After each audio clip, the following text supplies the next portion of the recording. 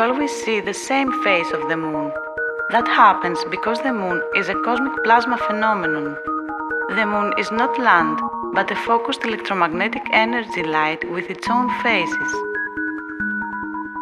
It takes place in a semi-ethereal toroid field above because of the electromagnetic energy that comes from below our level plane.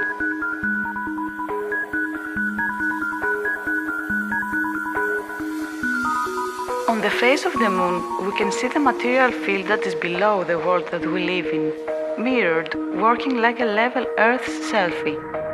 The Moon is a focused electromagnetic phenomenon called plasma. Cosmic electromagnetic energy comes below from the flat and stationary plane going above. The inner reflection of this electromagnetic energy on this field's ceiling turns it back down, creating a focus spot point in a semi-ethereal environment. At this spot, there is fluorescence of the ether because of the focused cosmic electromagnetic energy. The spot that is created is the Moon.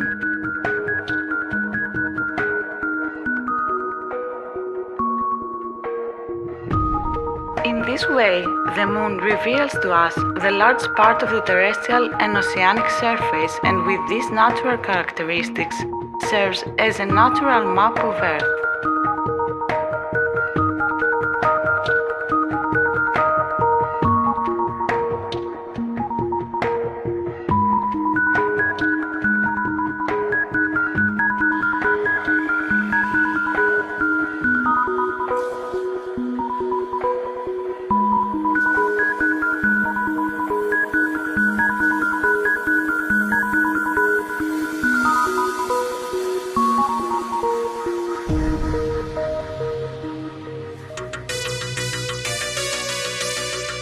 Moon, the map of Earth.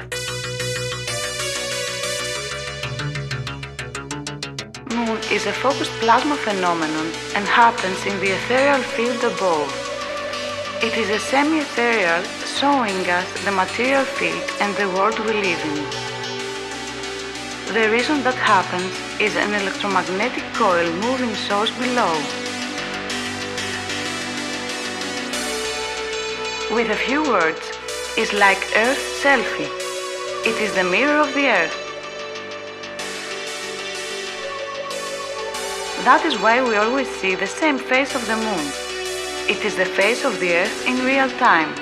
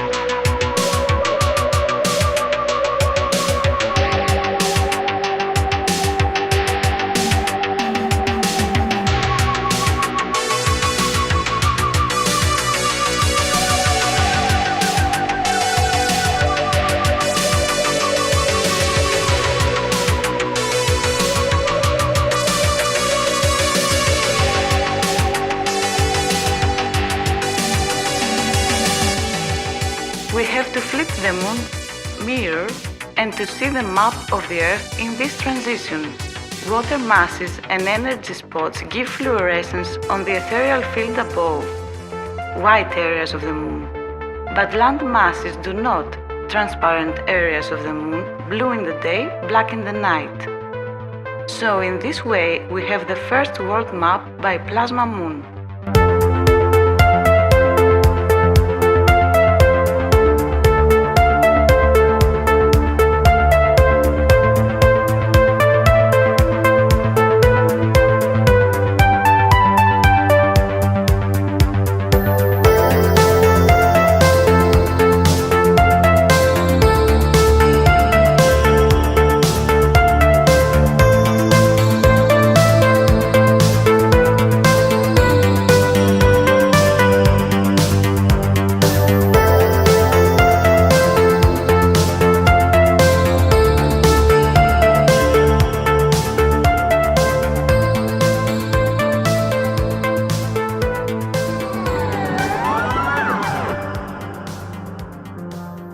masses give fluorescence in the ethereal field above and create the Moon. They are represented from the white part of the Moon. Land masses do not give fluorescence, so they are represented transparently. They always take the background color of the sky.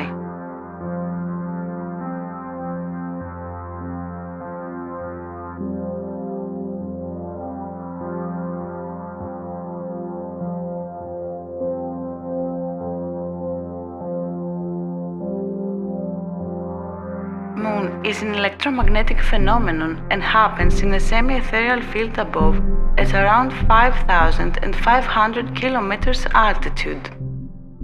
Its diameter is 51 kilometers. It is made from fluorescence and phosphorized ether of krypton. Cosmic electromagnetic energy comes from below, black sun, and hits the inner side of our toroidal field.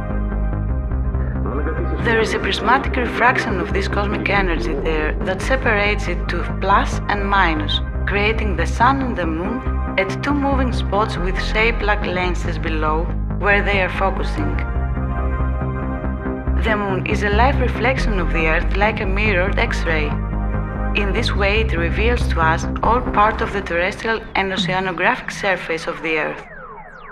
These characteristics serve as the full map of Earth.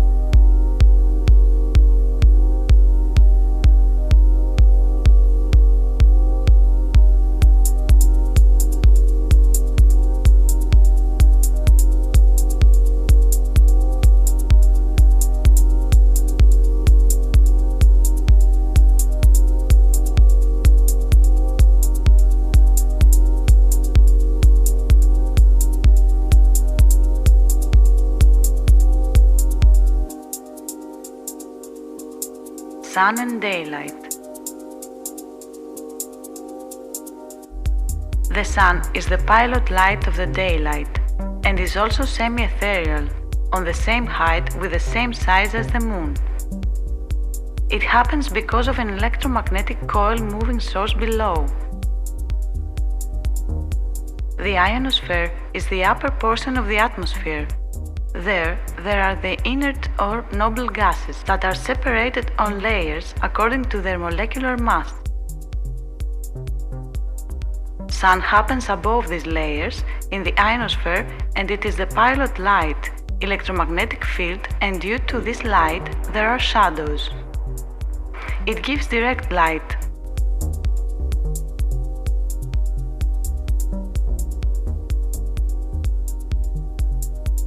The Sun creates and also moves a curved electromagnetic field around it that makes all the inert gases below in the ionosphere around the topical Sun to react by being ionized, giving fluorescence. That is exactly the daylight. Happens in the ionosphere and is called plasma light. It is a circle-moving fluorescent molecules light umbrella over level Earth made by ionized inert gases. Daylight is gas discharge light in a huge scale.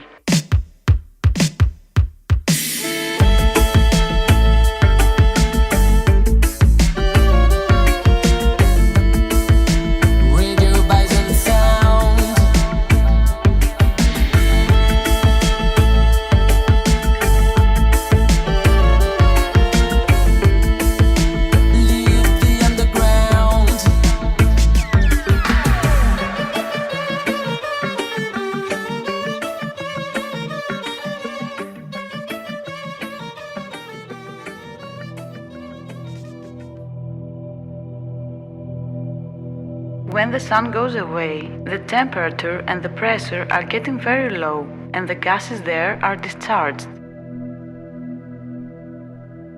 When the Sun comes, the electromagnetic field ionizes the inert gases and we have daylight. If something occurs, it is not the Earth but the daylight, because it happens due to the pilot moving electromagnetic field that the Sun creates. We also see noble gases helium, neon, argon, krypton, xenon, also hydrogen. These gases are the gases of the ionosphere and they are on layers, everyone in a different layer, the heavier gases down and the lighter up.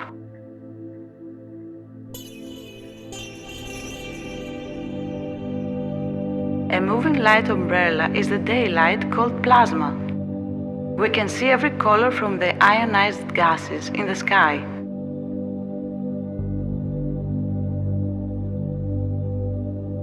Every blue from ionized argon is the blue color of the sky. Every yellow-orange from ionized neon is the color before sunrise or after sunset. Neon reacts from long distance with a less electromagnetic energy.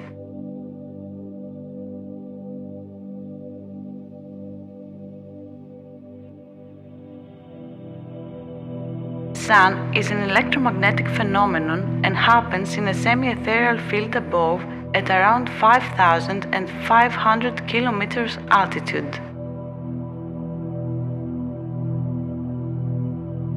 Its diameter is 51 kilometers. It is made from fluorescence and phosphorized helium.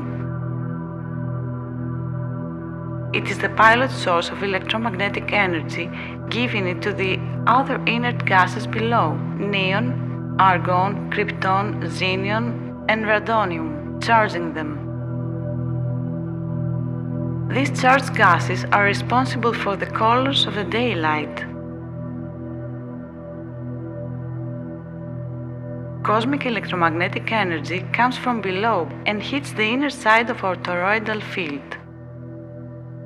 There is a prismatic refraction of this cosmic energy there that separates it to plus and minus, creating the Sun and the Moon at two moving spots with shape like lenses below where they are focusing.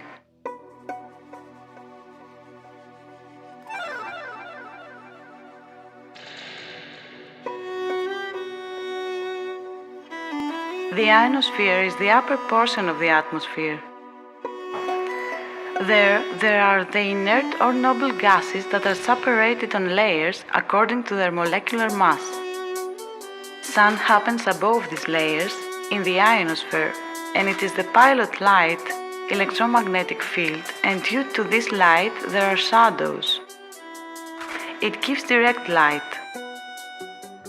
The Sun creates and also moves a curved electromagnetic field around it that makes all the inert gases below in the ionosphere around the topical Sun to react by being ionized, giving fluorescence.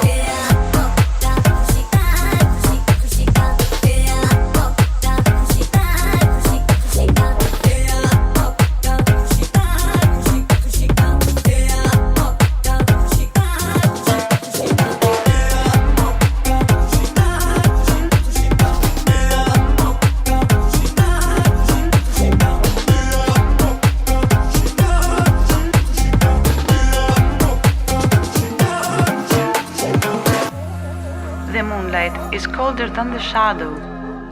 Doing the experiment to measure the temperature at a point that receives the moonlight and a little next to it that has a shadow, we find that the thermometer in the moonlight shows a lower temperature.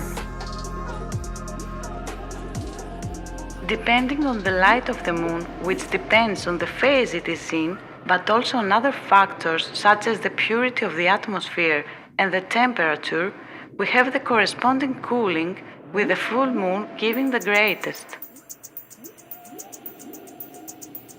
This happens because moonlight is a different light than the sunlight.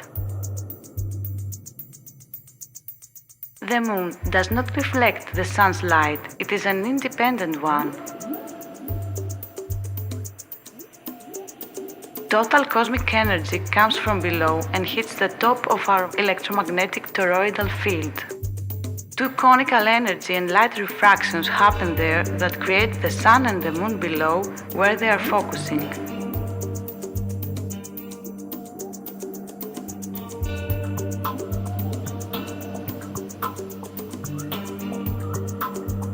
The sun is the focused energy plus and the moon is the energy minus. That is why we measure the light temperature of the moonlight is colder than the shade.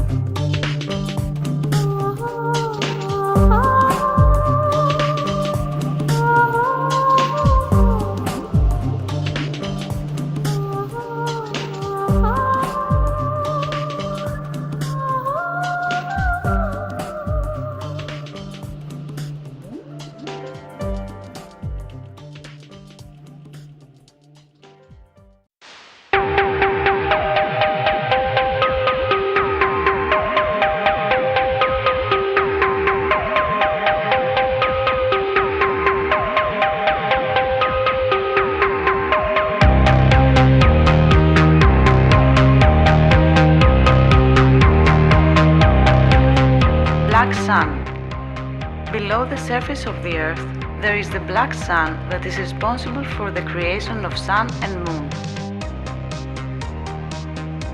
Polar lights are from the black sun below and come from a big hole that there is on the magnetic north in Hyperborea.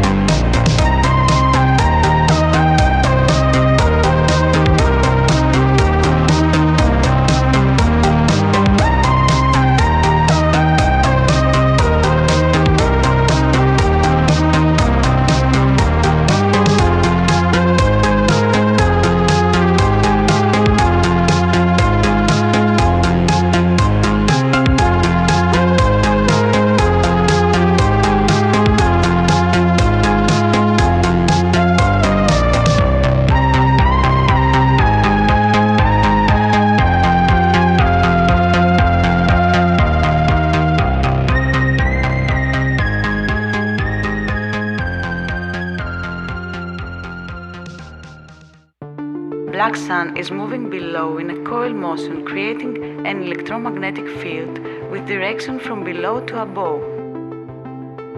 Its motion center is magnetic north.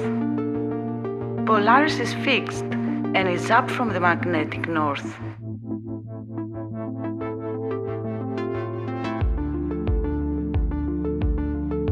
On the top of the ceiling of our toroidal field, black sun's electromagnetic field creates the stars as reflections of the great depths and energy spots of Earth.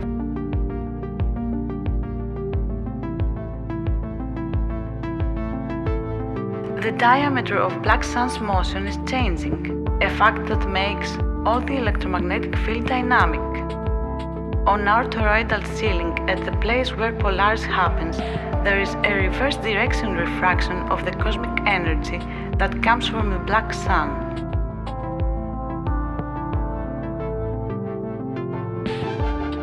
This refraction separates the cosmic energy to energy plus that creates the sun and to minus that creates the moon below where the refracted energies are focusing. The plus refraction of the cosmic energy works like a limit to the minus refraction when these refractions are close. Because of this, we have the phases of the moon.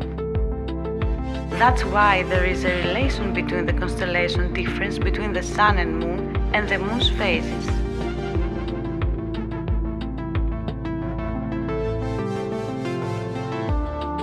When the conical shape refraction that creates the sun plus is on the same constellation as the refraction that creates the moon minus, the first one neutralizes the second. In this way we have the new moon. Because of the dynamic of the refraction, every day there is a different position between these two conical shape refractions, and in this way we have the moon's phases. When these refractions are opposite, there is no neutralization of the moon's conical refraction from the sun's one, so only in this case we have the full moon.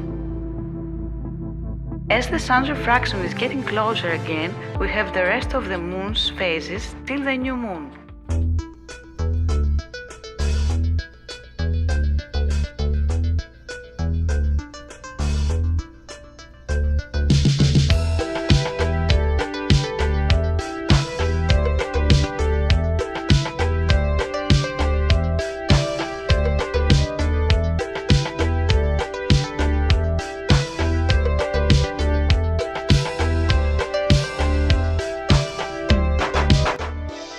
When the angle of incidence of the black sun below is big, the sun and moon are very close. When they are at the same constellation, we have the new moon. In this case, the conical refraction of the sun completely neutralizes the moon's one. As the angle of the incidence is getting smaller, we have the first quarter of the moon. In this case, the sun's conical refraction hides the half of the moon's refraction from left, if we are northern the moon's path, or right if we are southern when the axis of moon's phases is vertical to the horizon.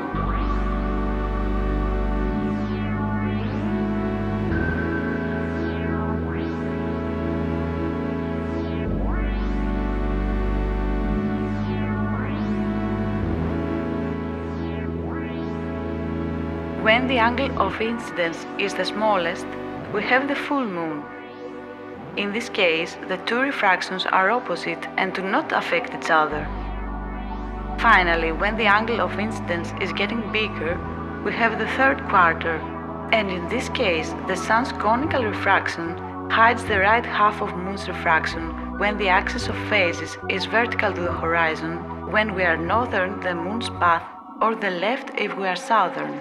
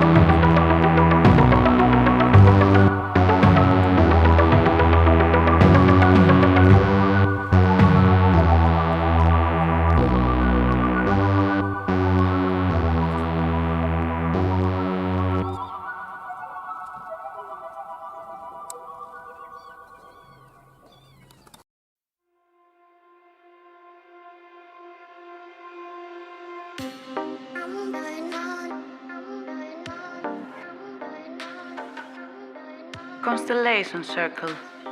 The real constellation circle has not its center in the middle. If we put the constellation center of the moon, the map of the Earth, in exactly the same diameter, we can see that the North Pole is at the same place of the constellation circle.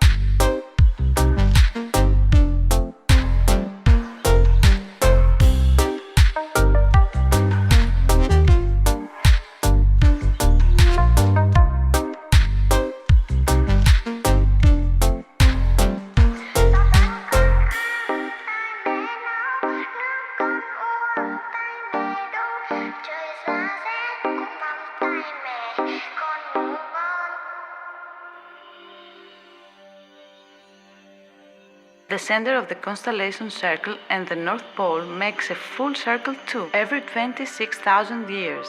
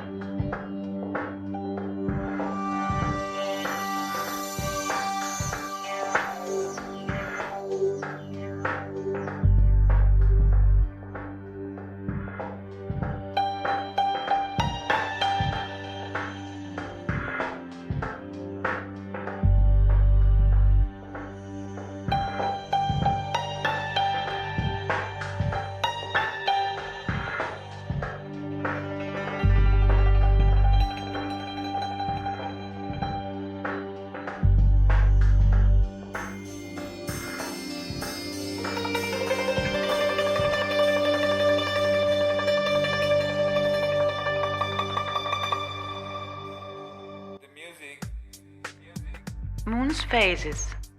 Moon phases depend on the constellation difference between Sun and Moon.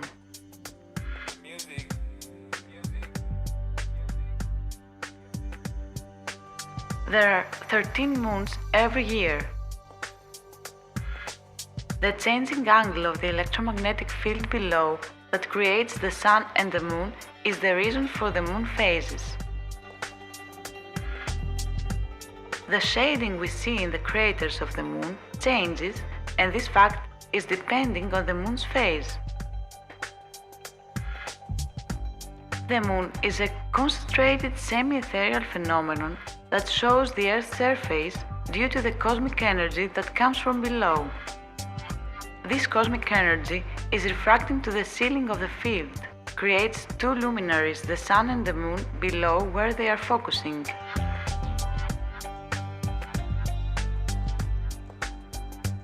The Moon is like the X-ray of the Earth imprinted on the ethereal field above. The phases have to do with the conical refractions that are created, Sun and Moon. When the refractions are close, in constellation circle, then the refraction plus neutralizes the reflection minus. Commonly, the Moon has a limit, and this is the conical refraction of the Sun.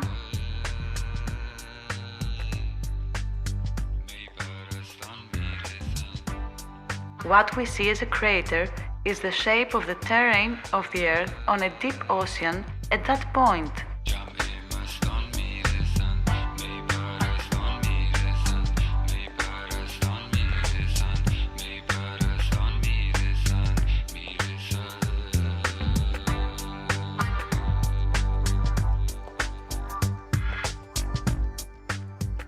The change of the shading angle of the craters, depending on the phase in which the Moon is, shows us the angle of the incidence from bottom to top of the cosmic energy from the black sun phenomenon.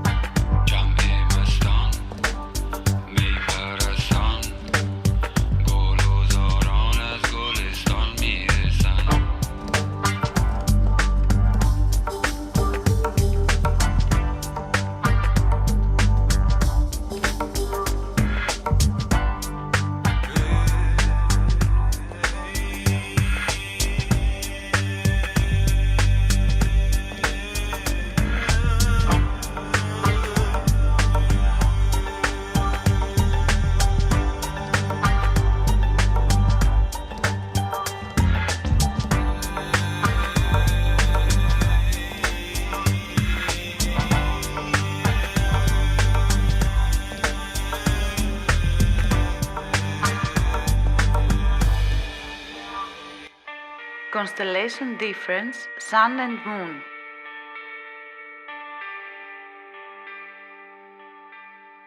There is a relation between the Sun's and Moon's constellation difference and the phase of the Moon like this. New Moon. When there is a new moon, the Sun and the Moon are in the same constellation. When the angle of incidence of the black sun below is big, the Sun and Moon are very close. They are at the same constellation and we have the new moon. In this case, the conical refraction of the Sun neutralizes completely the Moon's one. These conical refractions create the Sun and the Moon with shapes like lenses at almost same altitude. First quarter. In the first quarter of the Moon, the Sun and the Moon have 3 constellations difference. As the angle of incidence is getting smaller, we have the first quarter of the Moon. In this case, the Sun's conical refraction hides the half of the Moon's refraction from left if we are northern, the Moon's path, or right if we are southern, when the axis y of the axis of phases is vertical to the horizon.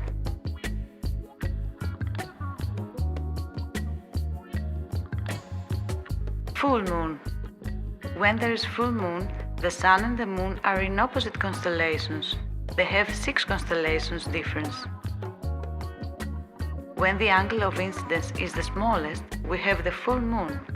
In this case, the 2 refractions are opposite and do not affect each other.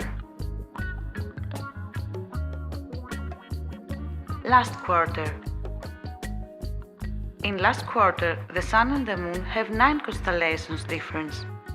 Finally, when the angle of incidence is getting bigger, we have the third quarter, and in this case the Sun's conical refraction hides the right half of Moon's refraction when the axis of phases is vertical to the horizon, when we are northern, the Moon's path, or the left if we are southern.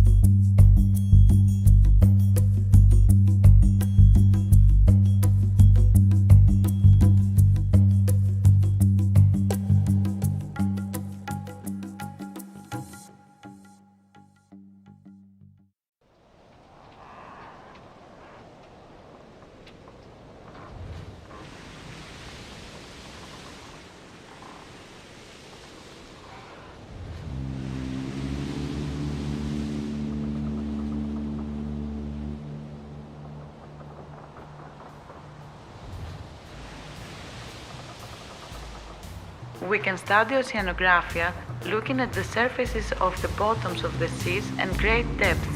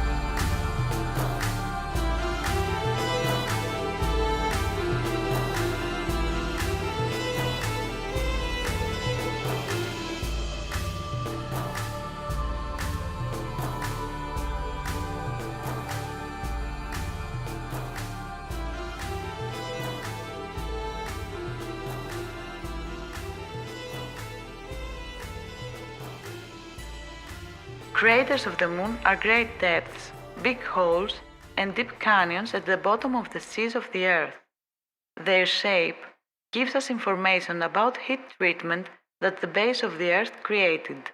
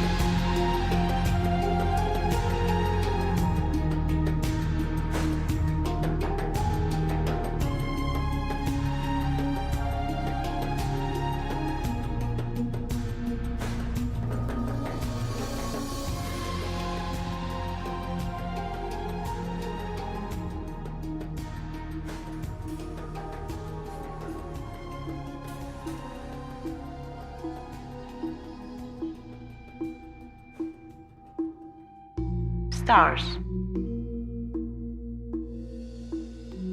On the Moon, we can see the entire sky with all stars, galaxies, and constellations.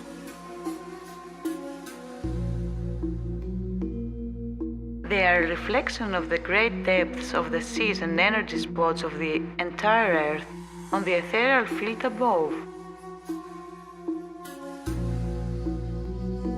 Great depths and energy spots are reflected on the ethereal field above. These are the stars and the constellations.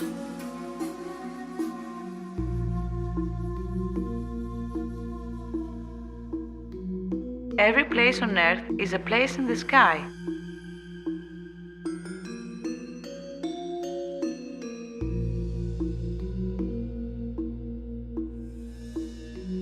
This reflection is not focused so we can see only one part of the whole sky, Earth. The stars are the reflections of the great depths and energy spots of the Earth on the ethereal field above.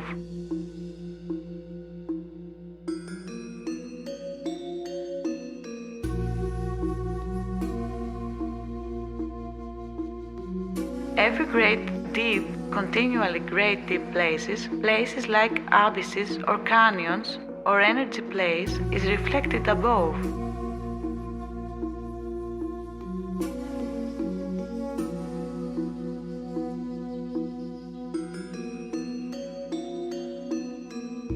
Every reflection is a star, being a part of a constellation.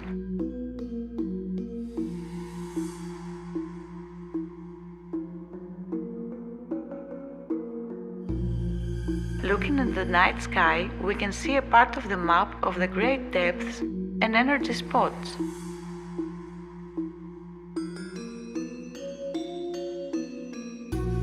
Every energy spot or great deep place corresponds with a star.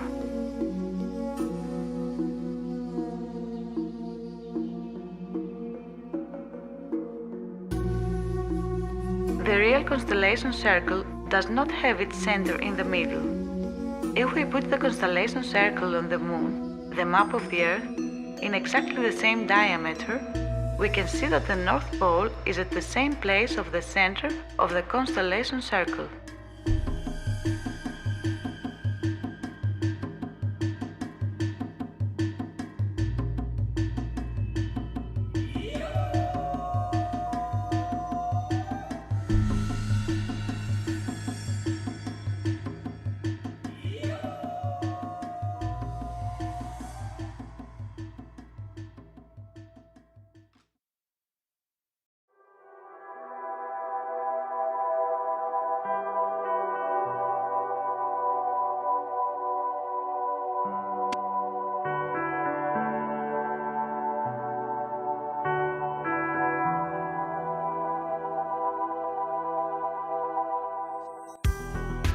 Planets as toroidal fields. Planets are ethereal toroidal fields, one inside the other. Every field gives an imprint above, just like the Earth on the Moon, showing us the ethereal fields that include the material field we live in. In this way, we can see the 7 ceilings of the ethereal fields that we are included in.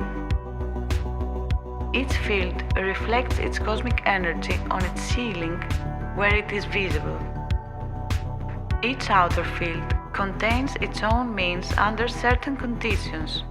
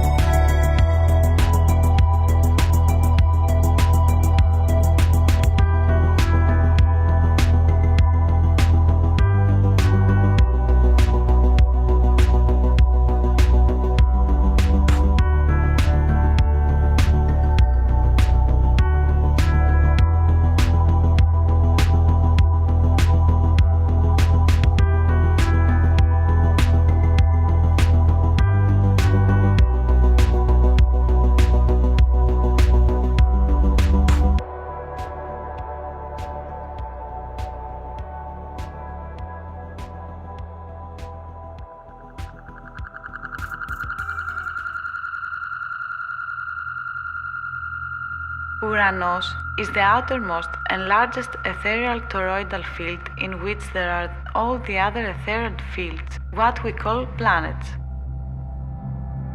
What we see is the imprint of all the fields that make up the field of Uranos, above on the Uranos field's ceiling that is the last known as the 7th ceiling.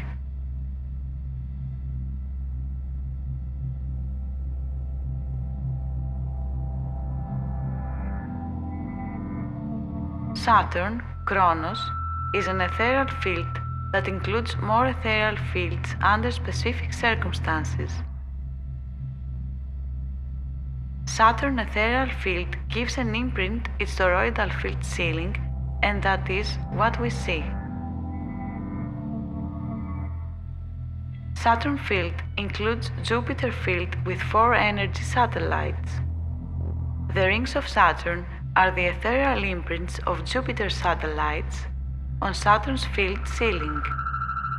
Inside the rings of Saturn is Jupiter's imprint of Saturn field ceiling. This energy ethereal imprint happens on the 6th ceiling.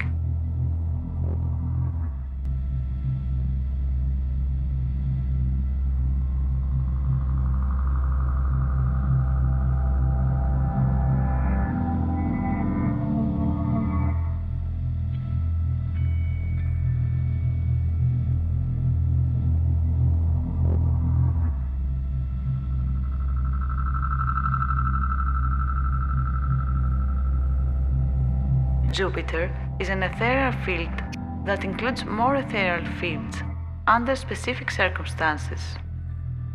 Jupiter and its energy satellites are included in Saturn's ethereal field. Jupiter's satellites give their imprint on Jupiter's field ceiling. We can see Jupiter's satellites like Saturn rings, one field ceiling above, on Saturn field ceiling like the rings of Saturn. Like a photo of Jupiter with its satellites with open aperture. On the 6th ceiling, we can see them like a ring, and on the 5th ceiling, like satellites. Jupiter's ethereal field gives an imprint to its toroidal field ceiling, and that is what we see. Jupiter's field also includes Mars' ethereal field under specific circumstances, and we see it like a red dot marking circles inside the Jupiter field on a level. This imprint happens on the 5th ceiling.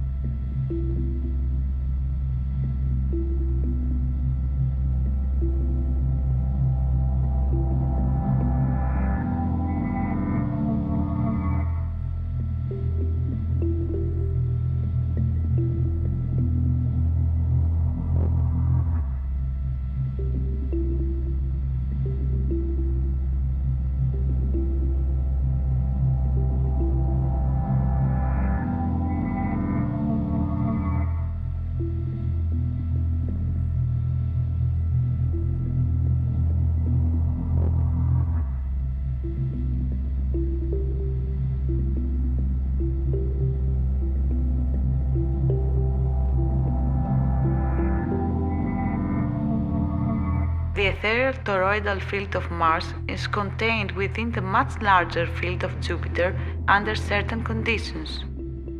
It is the red spot contained in Jupiter and can be seen in the imprint of Jupiter of the 5th ceiling.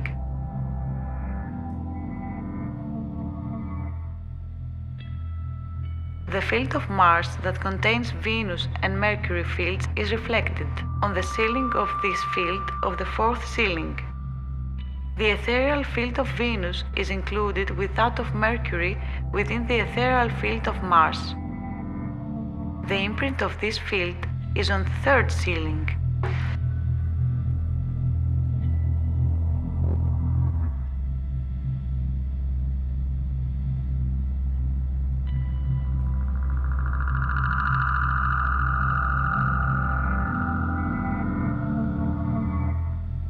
The ethereal field of Mercury is included with that of Venus within the ethereal field of Mars.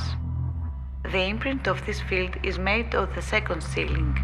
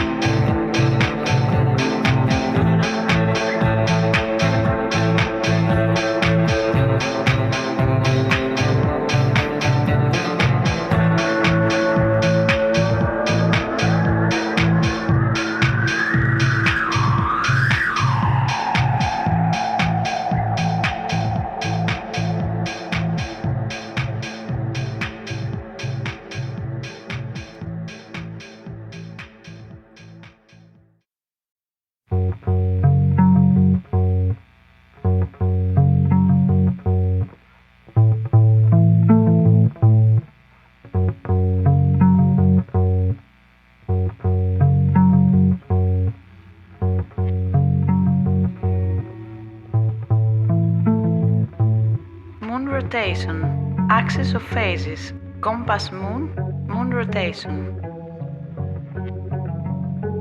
As we observe, there is a moon rotation from its center clockwards as the moon passes above us.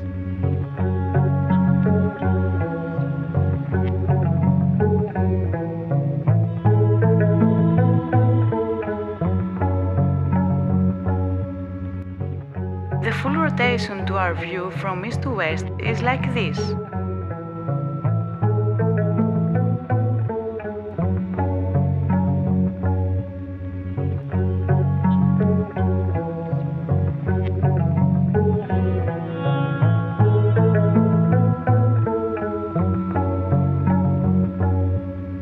Its rotation motion around its center happens on constant axis that we call the axis of Moon's phases.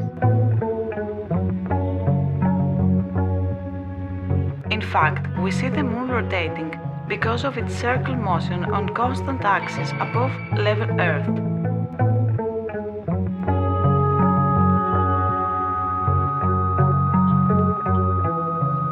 In reality, this thing that changes is the angle that we are watching it, as it is moving, from rising till falling in the beginning and in the end of our visible horizon on the sky.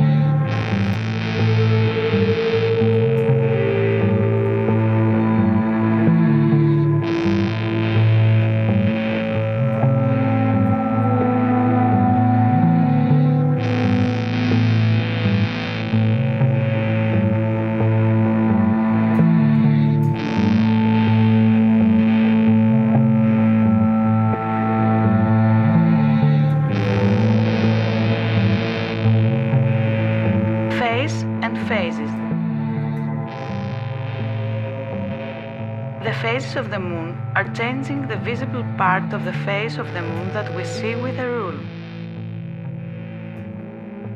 As it is getting bigger, we start to see from the side that there is our known world. As it is getting bigger, and when it is half, we see the half face of the Moon. That is our known world. Here we can see the face of the Moon in all of the Moon's phases. As it is getting bigger, we can see Terra Vista land on the left here. When it is getting smaller, Terra Vista on the left remains visible, but our known world on the right disappears.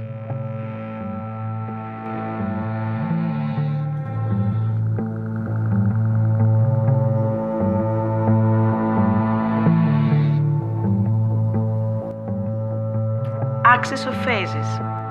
As the Moon follows its path, it is rotating around its center clockwards, keeping its daily phase. This axis, the axis of phases, are always constant and stuck on the image of the Moon that we see, the part of the face of the Moon, and does not depend on the Moon's rotation. Axis X. The Moon follows this axis as it is moving on its path. Also is the axis of the Moon's phase motion. Axis Y. This is the axis of visible phases. Also, as we will see, we can use this axis as a compass. Axis Y is aligned with magnetic north. To recognize the axis of phases, we have to see that axis Y is separating the known part of our world with the unknown Terra Vista passing from the Atlantic Ocean, and axis X passes from magnetic north and from total center vertical to axis Y.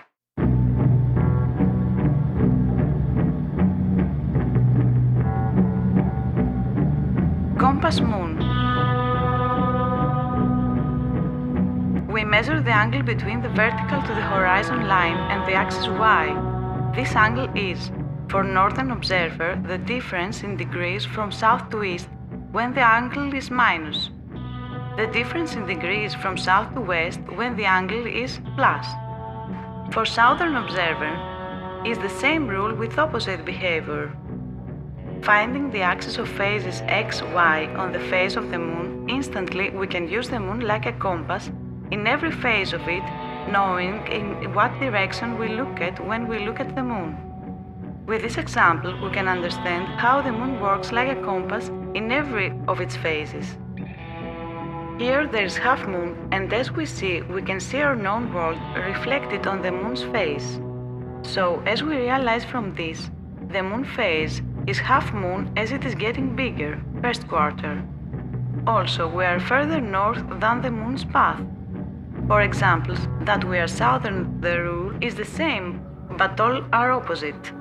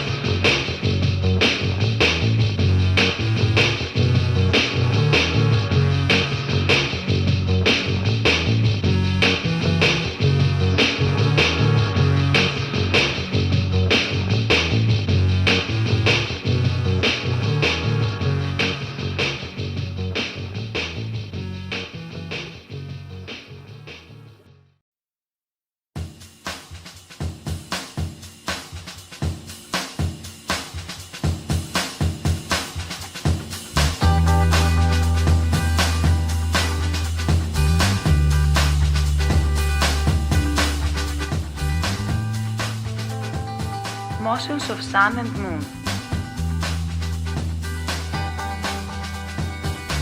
The Sun makes a spiral motion. This complex movement consists of two individual movements, a circular motion and a simple harmonic oscillation. The Moon makes a spiral motion too, but its center of the motion makes an oscillation too. Every new moon, the center of its motion changes. So we conclude that this is an elliptical spiral orbit.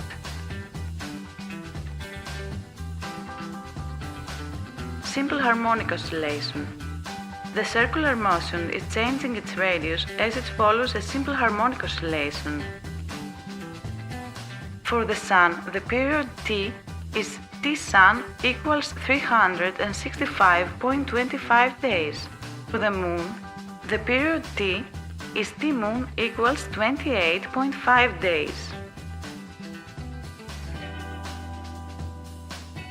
Circular motion. The Sun makes 28.5 circles in 28.5 days. The Moon makes 28 circles in 28.5 days. So every day the Moon stays 12.8 degrees behind the Sun from the center of Sun's motion. Period of the Sun. T-Sun equals 1 day equals 24 hours. Period of the Moon. In 1 day or in 24 hours, the Moon makes 360 minus 12.8 degrees equals 347.2 degrees. In T-Moon, hours makes 360 degrees. T-Moon equals 24 multiplied by 360 divided by 347.2 equals 24.88 hours equals 24 hours and 52 minutes. That is why every day the Moon rises around 50 minutes later from the previous day. A complex motion results from the sum of two or more individual motions. In our case, we have a circular motion and a simple harmonic oscillation. The equations describing the individual motions, as well as the resulting complex spiral motion, are shown below. The motion of the Sun and the Moon are complex motions and are created by the sum of the individual motions.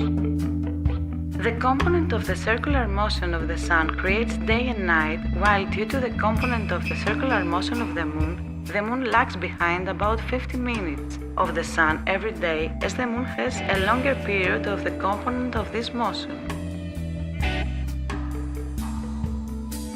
The component of simple harmonic oscillation in the recommended spiral motion of the Sun creates the seasons.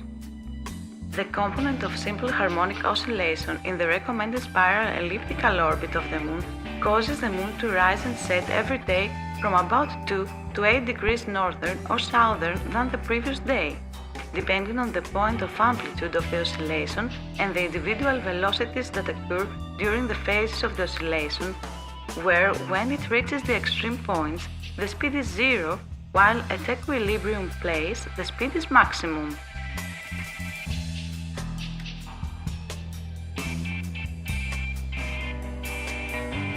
Middle step of the spiral movements of the Sun, Bs, and the Moon, Bm.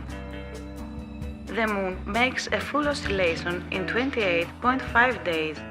The spiral positions are 28.5 divided by 2 equals 14.25. The distance between the two extreme positions is 5,000 kilometers, and the elliptical orbit does not affect this range for each cycle. So the Moon is moving 5,000 kilometers divided by 14.25 positions equals 350.88 kilometers per day on the harmonic oscillation movement axis.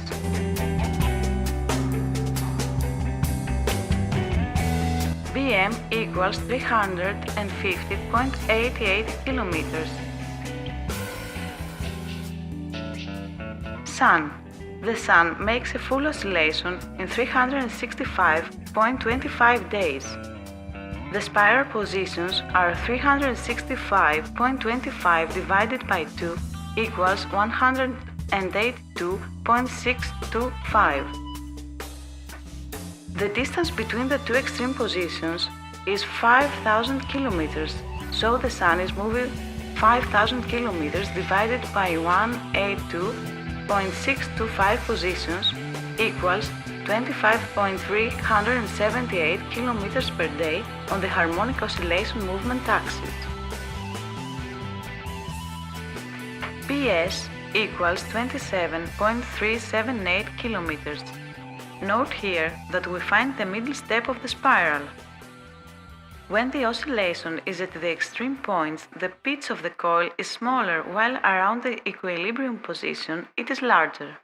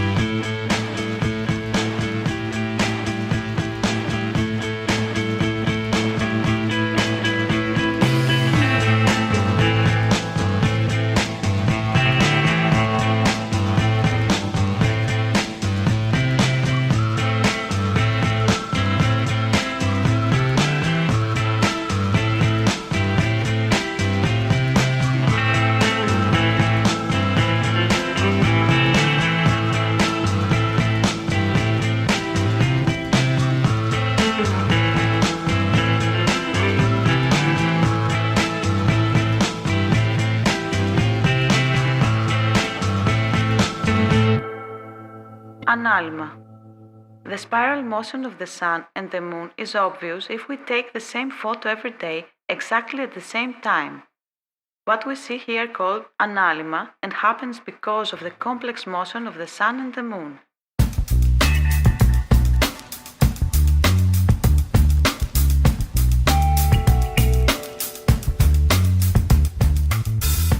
The duration of the Sun's analyma is equal with the period T-sun of Sun's harmonic oscillation motion.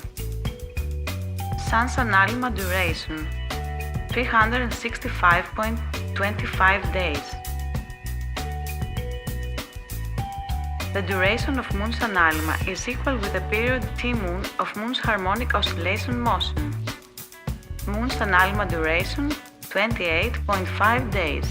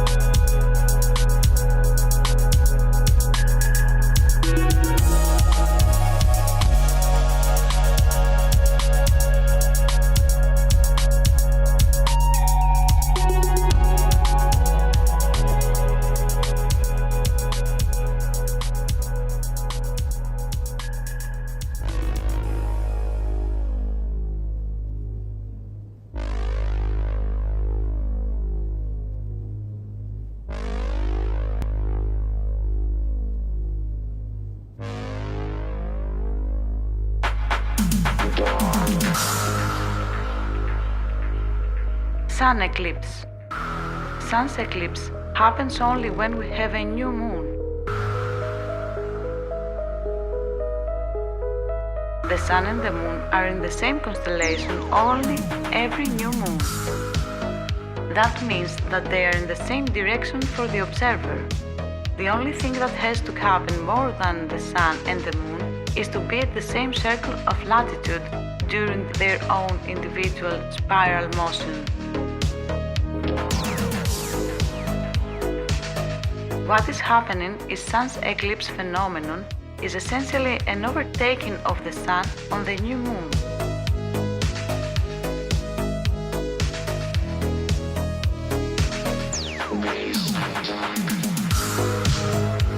When we have a Sun eclipse, we can timing the duration of the phenomenon.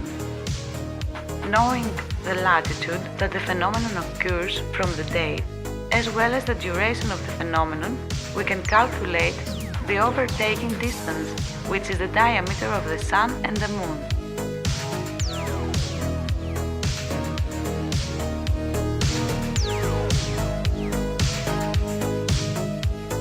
Sun eclipse, standard condition.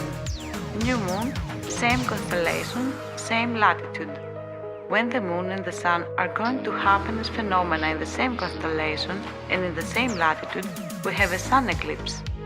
The result of the conical refraction of the new moon is getting in front of that one of the Sun. When this phenomenon is close to this, we have a partial Sun eclipse.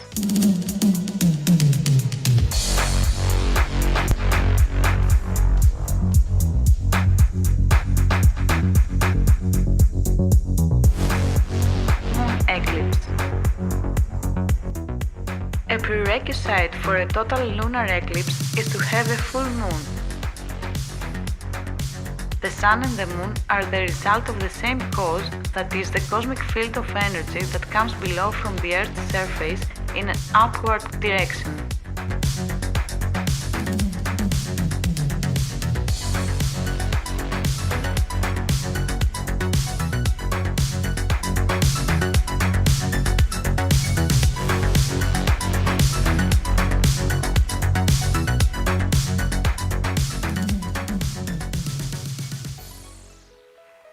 Depending on the angle of incidence of cosmic energy, we also have the phases of the Moon, as the conical refraction that creates the Sun plus acts as a limit to the conical refraction minus that creates the existence of Moon phenomenon.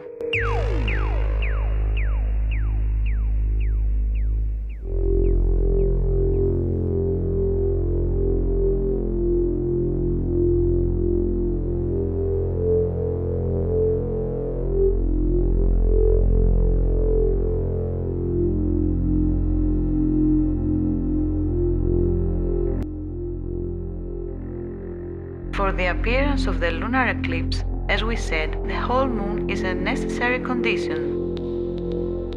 What happens is that when the two conical refractions are directly opposite and create the Sun and the Moon, but also when they occur at the same latitude, then the root of the conical refraction of the Sun, and not the result, the Sun-Moon, as in the case of the solar eclipse, is involved with that of the Moon frontally.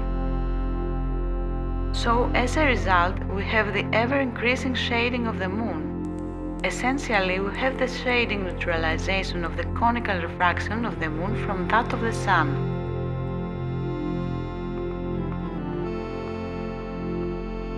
Moon eclipse, standard condition. Full moon, opposite constellation, same latitude. When the Moon is just opposite with the same latitude with the Sun, then we have a lunar eclipse. The root of the conical refraction of the Sun neutralizes the Moon's one. When this phenomenon happens close to this, we have a partial Moon eclipse.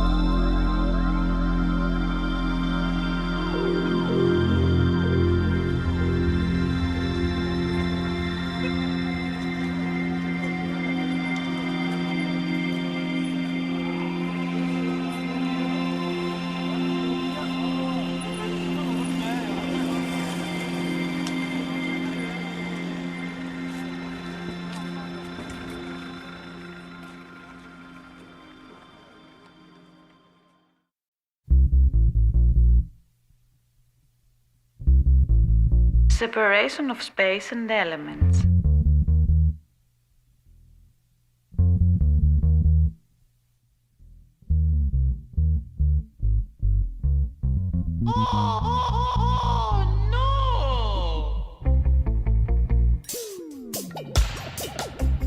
The space is divided into two areas, the supermoon and the sublunary. In the space below the moon, the sublunary, there are the four known elements of nature which create a situation called by nature.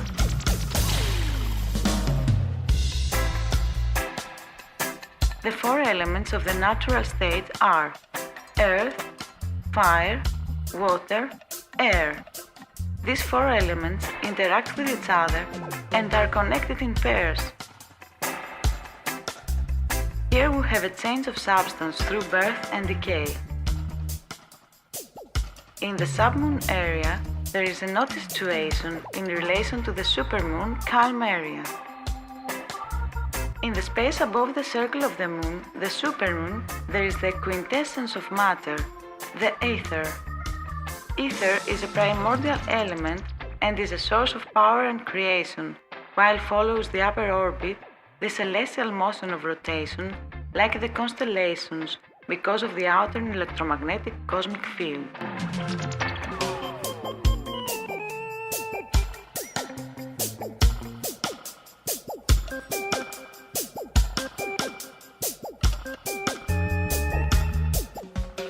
Atmospheric ratings. The atmosphere covers the entire submoon region.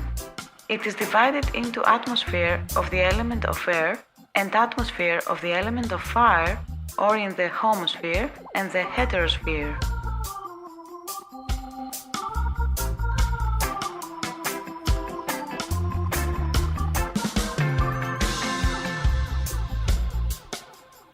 In the atmosphere where the element of air is mentioned, all the heavier gases such as oxygen or nitrogen are mixed. Here the weather phenomena occur as well as the evaporation and liquefaction of water in water vapor.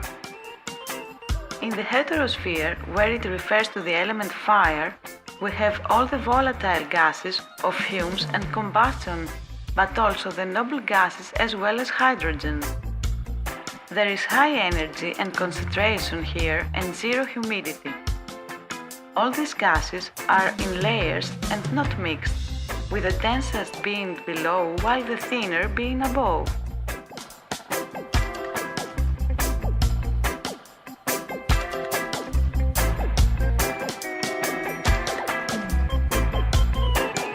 In this part of the ionosphere is essentially where ionized atoms are located and high pressures and temperatures develop.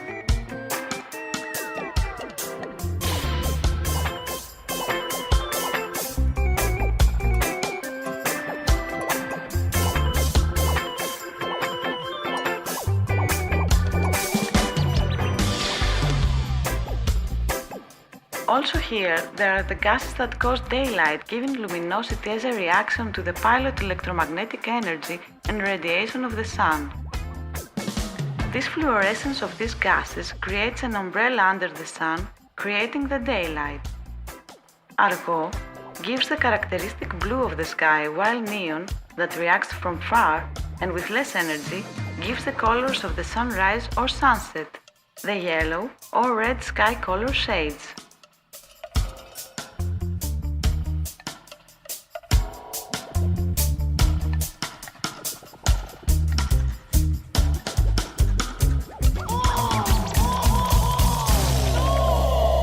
Water vapor is converted into water while fumes are converted into fire.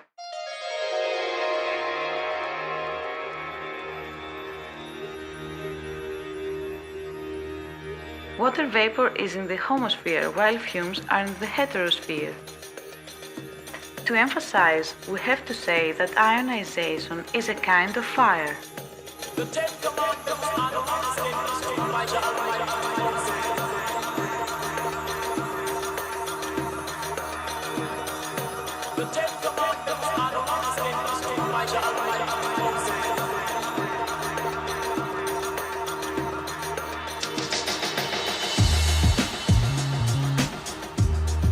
Thus, the heterosphere, there is a constant movement of gases which affects the atmospheric pressure per place.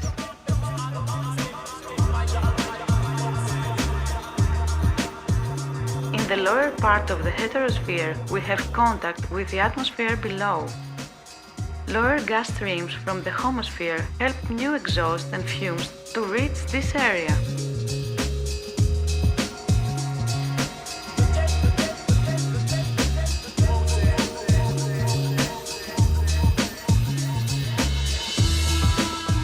These gases from fumes that rise upwards are very sparse and are called volatile with a high tendency to escape.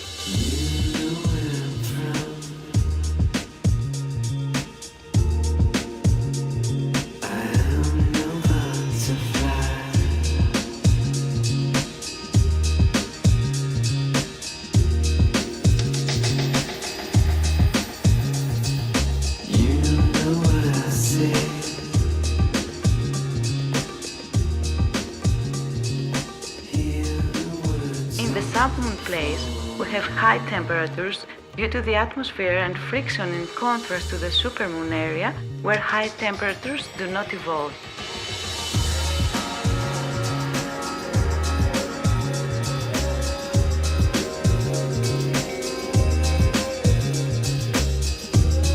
We want you to come out, what's your name?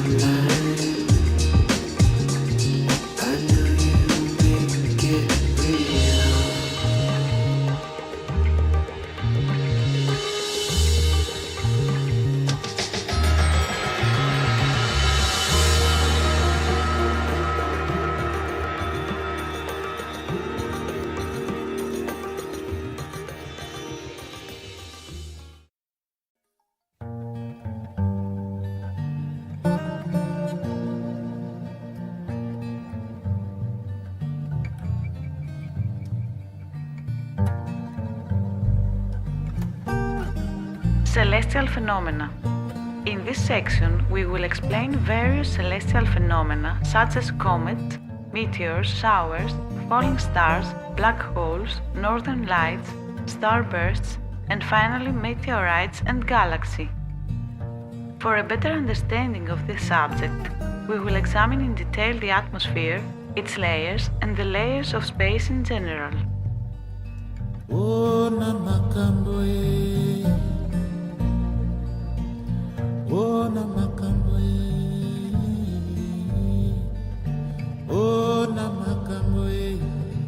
What really happens as a result of this phenomena is essentially the weather phenomena in the upper layers of the atmosphere, ionosphere, as well as on the edge of the sublunary with the supermoon space.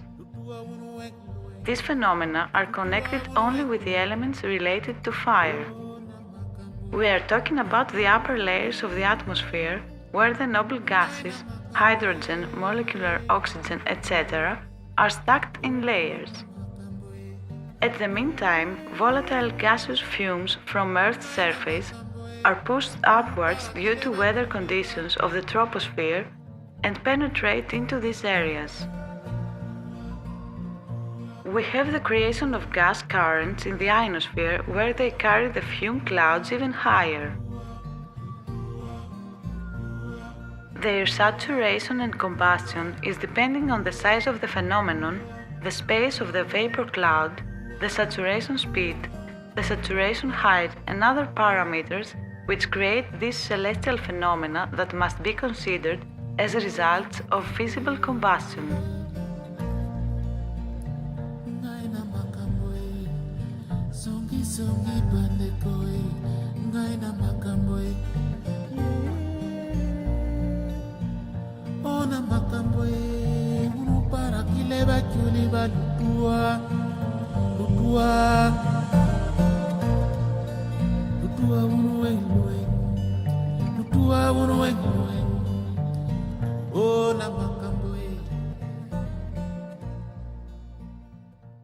Meteors.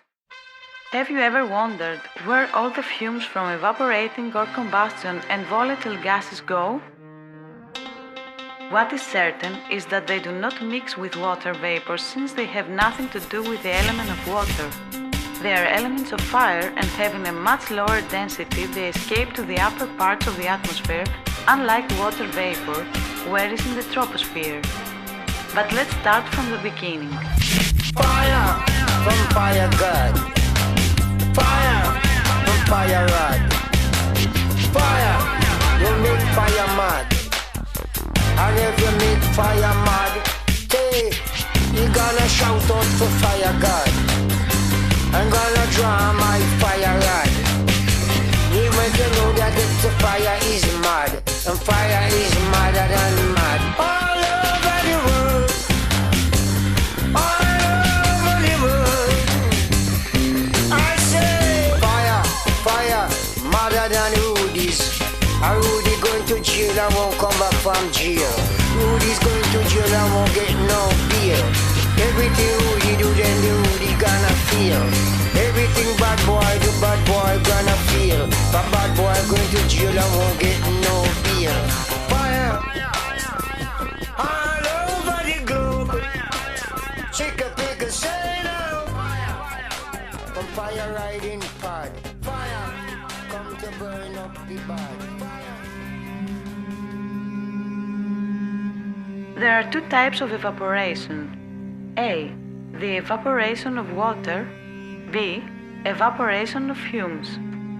In other words, we have an evaporation that concerns the element water, but also one that concerns the element of fire.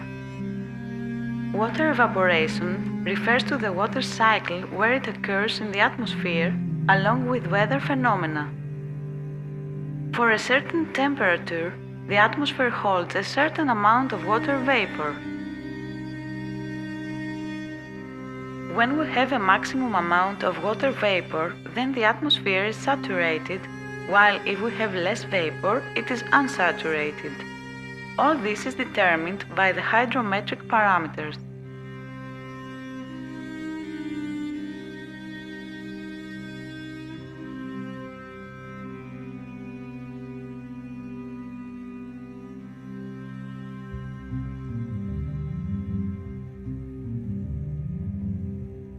Fume evaporation is related to the element of fire, is caused by the combustion of vulnerable materials, fossil fuels and fumes from the surface of the earth. These exhausts are responsible for changes in the atmospheric pressure. The fumes and all the chemical compounds after combustion are entrained by the gaseous currents, and as they are volatile gases related to the fire element, they rise upwards, passing from the air layer to the fire layer, going to the heterosphere, then to ionosphere, and finally on the edge with the supermoon area. This transfer of fumes takes place at a slow speed. As the fumes reach the highest point of the atmosphere, then they are entrained by gaseous currents that exist due to different atmospheric pressure and go down again condensed and ignite their friction with the atmosphere. Depending on the shape of the fumes and the saturation time of the mixture at the highest points of the atmosphere, different types of meteors are created. Depending on whether the fume cloud is long or wide, they appear with or without a tail.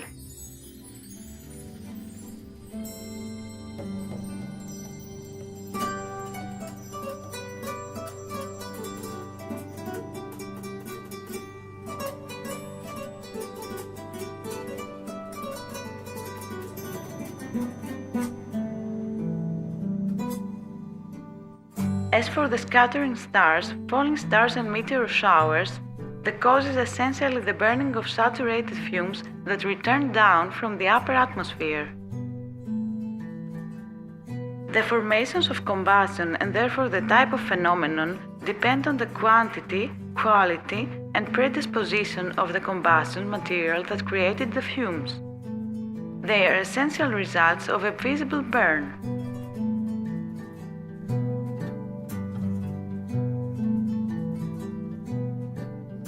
The element of fire is burned, and what we see is the flame that produced.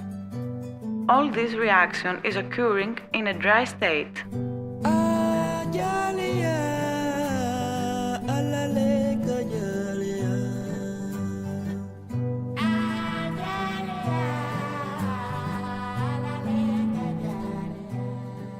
Ignition zone.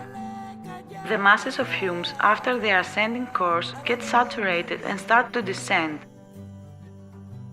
On the re-entering course in the atmosphere, they burst and we see these flashes into the night sky. Where they enter, there are low temperatures and fire is creating in a falling orbit. Also, there are cases where these fumes do not manage to burn completely. This happens when we have a large mass of saturated fumes that did not manage to burn completely due to the ingredients that may have been incompletely burned. If they do not burn due to the friction in the atmosphere that concerns the air as an element, then they can reach the surface of the Earth with the impact temperature being equal to the ignition temperature. After the impact, we have the conversion of the original material now into a solid body. The burning speed is big. The phenomenon is similar to the phenomenon of lightning, where we have ionization of the part of the atmosphere where it occurs, creating a discharge. Those saturated fumes that do not manage to reach the Earth's surface are burnt completely. They follow a parabolic orbit with a small slope to the ground level.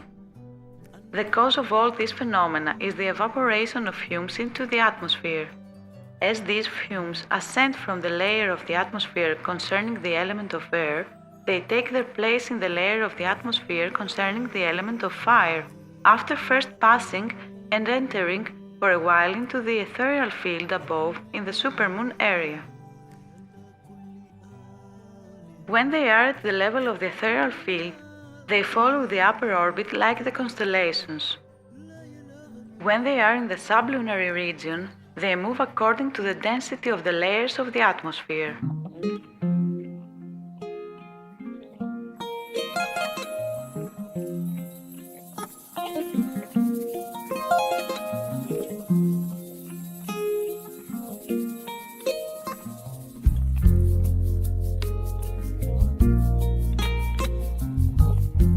Transient celestial phenomena. Here we have the northern lights as well as chromatic formations like explosions or formations that look like holes. Their existence is due to the same reason as the shooting stars.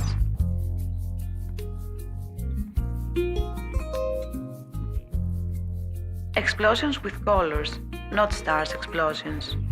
During the penetration of saturated fumes, heat returns from the boundary of the sublunar and supermoon places in the area of the atmosphere that concerns the fire, that is the ionosphere, ignites, and as a result of the visible combustion, we see those colors. As the composition of the fumes during combustion changes very quickly, these phenomena do not have a long duration.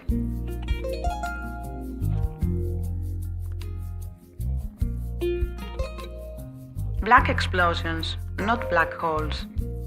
As for formations that look like holes and gaps, they look like this because they emit cyan or black-colored combustion residues, which in black have zero lack of radiation.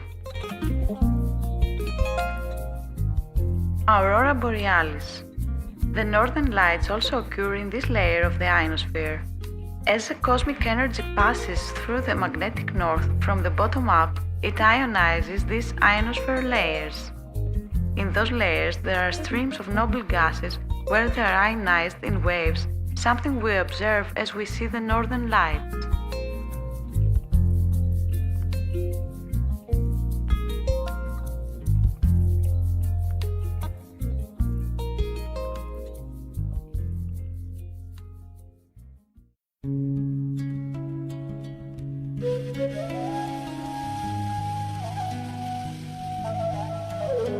Comets. General. It takes a long time for a comet to appear from the moment that the previous one disappeared. Its height is not very large and has a small orbital width, likewise Mercury field. It has a circular orbit that follows the upper direction from the outer electromagnetic toroidal field.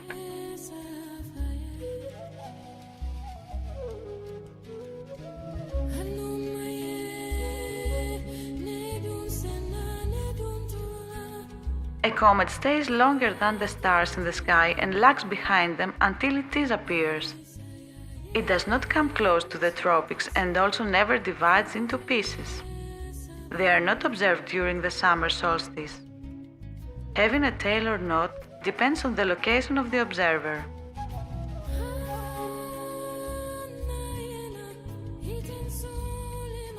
The nearest points where the comet located, the easier to see comet's tail more clearly. Comets move in orbits outside the zodiac. Often they were observed more than one, while those seen without a tail were due to the disadvantage of observation. They do not depend on the motion of the planets that are ethereal fields contained in each other. They disappear without ever melting. Also, it has been observed that they happen the same time period with the earthquakes and tsunamis. They are never divided, being completely indivisible, and nothing comes in contact with them. Every encounter with another celestial body is purely apparent.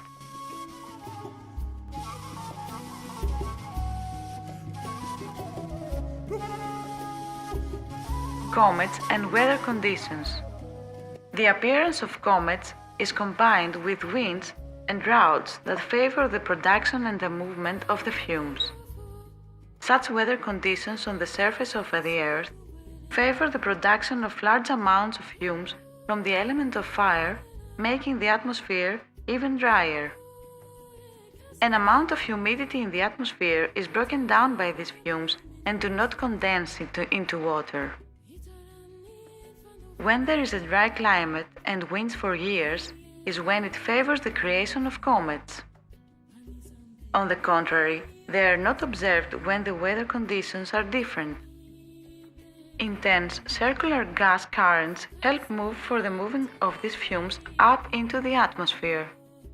Comets appear outside the tropic circles because in the zone that the Sun circulates, it breaks down these fumes before they reach the supermoon area. Comet's creation. Let us now look at the region of the atmosphere that has to do with the element of fire, namely the ionosphere, which is on the ceiling of the sublunar region.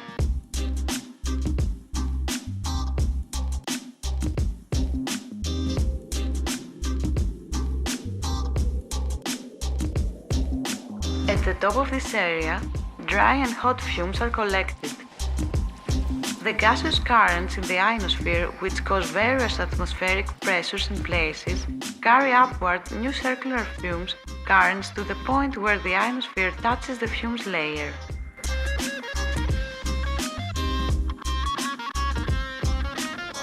A part of the cloud of the fire vapor, fumes cloud, will be found at the boundaries of the supermoon and sublunar space, where an atmospheric thickening occurs and there is ignition.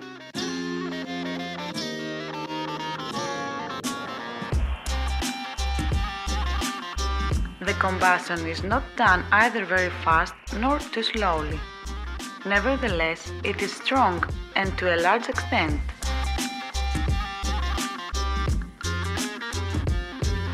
The shape of the comet depends on the shape of the fume cloud, if it was longitudinal or circular. So we have comets with or without tails. The material of the fire vapor that creates the comet is located on the borders of the supermoon and sublunar space. And sometimes it enters the supermoon ethereal place, entrained by the upper electromagnetic field direction, and remains formed for a period of time.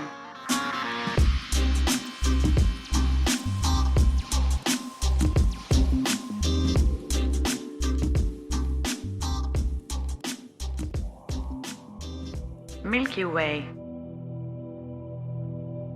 Milky Way is in the boundaries of the supermoon and submoon space, or at the boundaries of the terrestrial and celestial worlds, borders the atmosphere that has to do with the element of fire, the ionosphere, high temperatures, ignition of fumes, electromagnetism and ignition of noble gases.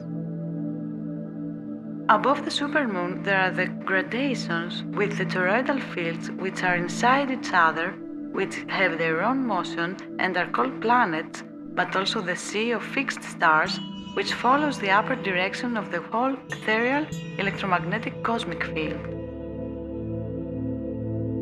The immovable stars in the sky that follow the above direction are ethereal concentrated reactions from the great depths of the oceans and energy spots of the Earth, where gushing cosmic energy by circular motion due to the geometry of the source, black sun below. In the ionosphere there is a lot of energy. Also there, the elements are separated by composition according to their density. The highest point is called the galactic zone and is on the edge of the supermoon. Galactic material is formed in the same way that the tail of a comet is formed. It is the burning of fumes that came from the surface of the Earth which took place at the upper limits of the ionosphere, and its remnants passed into the supermoon region. These remnants all accumulate together in the galactic equator, the Milky Way. That is why we see places in the sky only with stars, and somewhere galactic equator, all the fumes where they pass to the supermoon and follow the electromagnetic orbit of the outer toroidal electromagnetic field.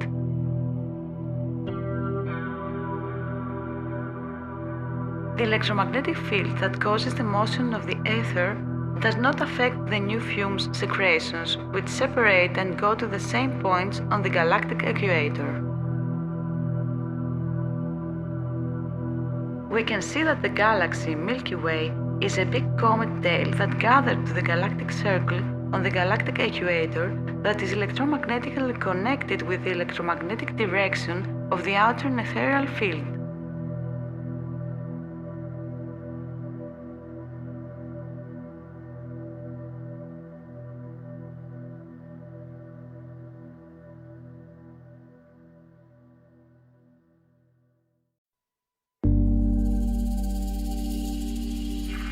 Biogeochemical cycles. There are 4 biogeochemical cycles. All of them have 2 directions that they become two-way. All functions and all life are created due to those 4 biogeochemical cycles. Fire, biogeochemical cycle of oxygen. Air, biogeochemical cycle of nitrogen. Water, biogeochemical cycle of water. Earth, biogeochemical cycle of coal.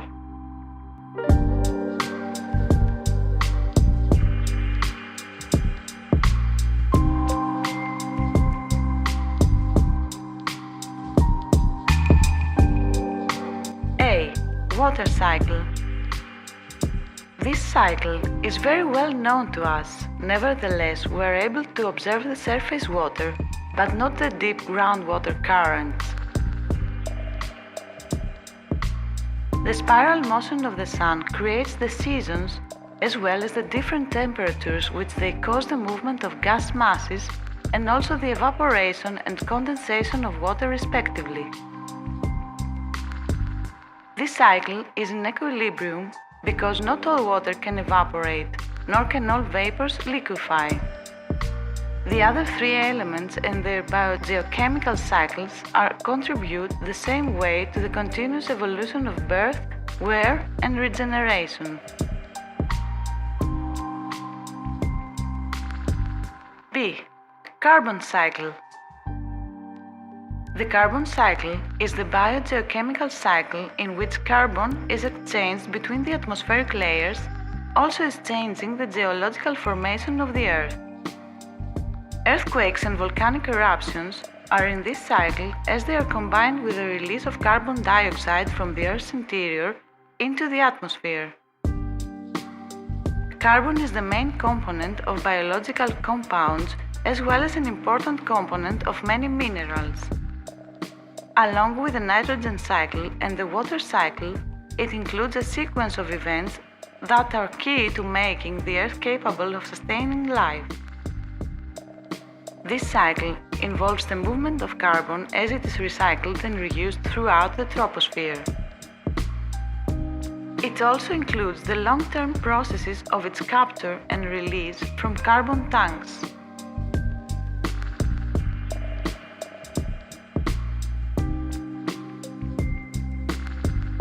Oxygen is the second most abundant element in the atmosphere after nitrogen and the second most abundant after hydrogen.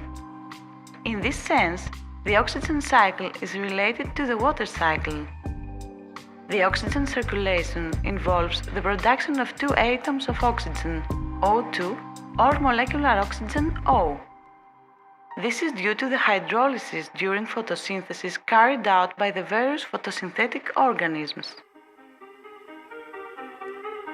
O2 is used by living organisms in cellular respiration, creating the production of carbon dioxide, CO2, the latter being one of the raw materials for the process of photosynthesis.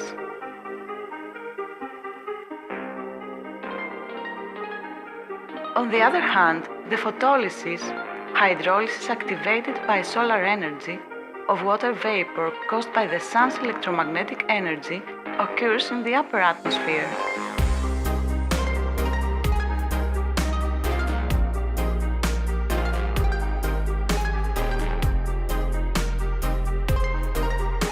Water decomposes, releasing hydrogen which is lost in the atmosphere, and oxygen is incorporated into the atmosphere. When an O2 molecule interacts with an oxygen atom, ozone, O3, is produced. Ozone is the so-called ozone layer.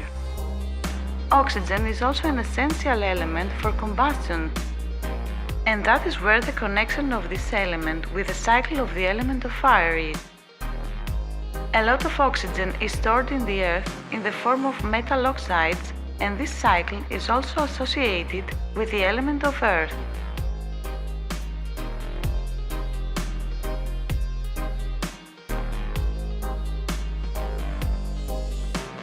Plants create oxygen. Phytoplankton create oxygen. Stored oxygen in the oxide minerals of the land. Oxygen used by animals, plants, bacteria, fire, decomposition and oxidation of metals. Oxygen made from photosynthesis by plants on land and phytoplankton on the ocean surface. Oxygen from the sun made in atmosphere when sunlight breaks down water. D. Nitrogen cycle. The nitrogen cycle is in the process of moving nitrogen between the atmosphere and the biosphere. The nitrogen cycle illustrates the relationship between different forms of nitrogen in the soil, water, air, and living organisms. It is considered to be a cycle because nitrogen is always present, no matter if it changes different forms or goes from one place to another. The nitrogen cycle is one of the most basic and relevant biogeochemical cycles. It is an important element since it is required by all organisms for their growth. It is part of the chemical synthesis of nucleic acids and proteins.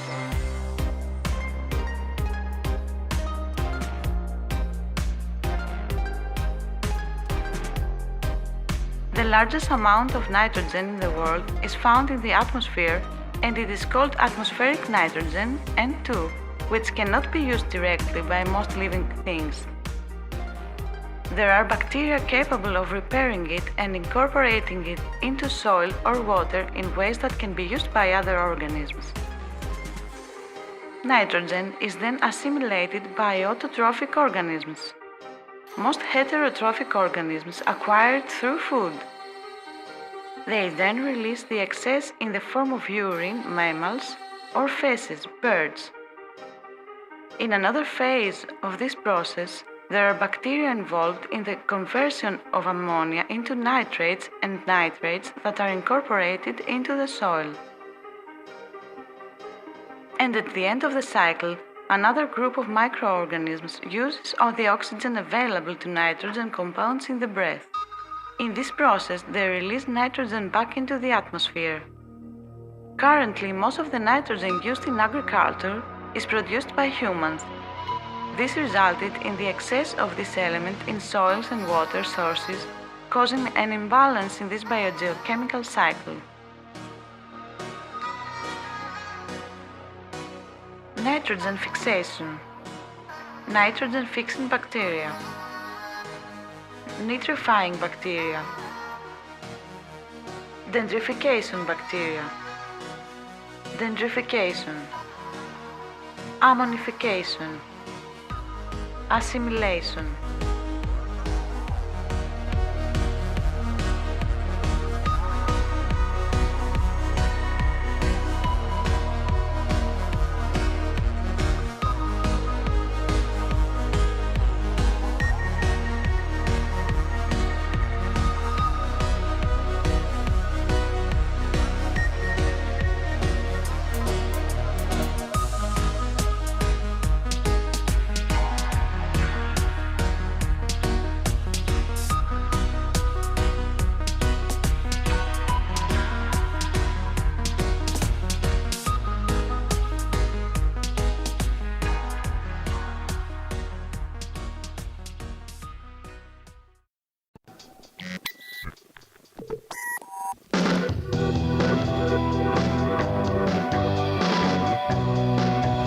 Underground water production.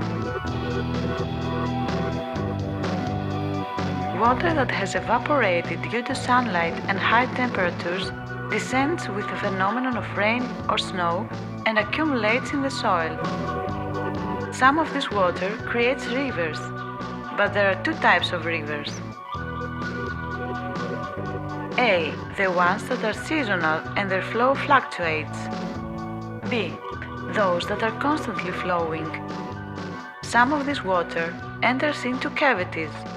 The size of the cavity that accumulated water inside the earth creates these two categories.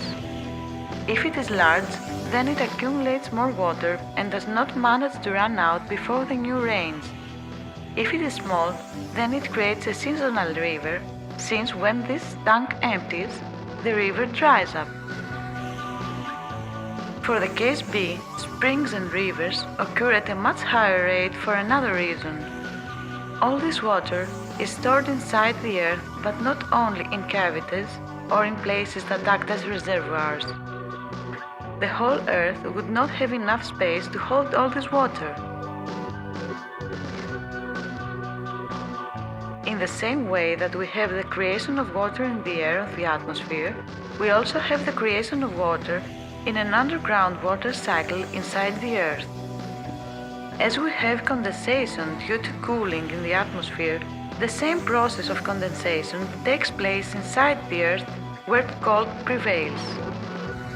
This underground condensation and the creation of underground water takes place continuously and takes place inside the earth, creating droplets, gushing water, and finally springs. The earth produces more gushing water and has more springs in the mountains, while we would say that altitude is a necessary condition for the creation and existence of a spring, since it is not common to find springs in lowland places. This is because of the mountain's function. It is like hanging sponges that collect water. The highest points at altitude receive the most groundwater, while the flow of gushing water is constant and comes from many different places, having a specific flow from each one.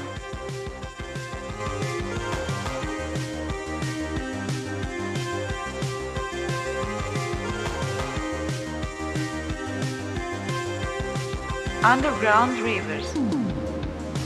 The sources of the rivers are not due to specific pits of the soil. The space of the whole Earth would not be enough to hold the storage of this volume of water. Also, it would not be possible to find so much water to supply all these rivers with a constant flow. What mainly happens is the underground water cycle. At the foot of the mountains, we start to have springs because there slowly begins the cycle of creation of groundwater, creating cavities and gaps with stored water.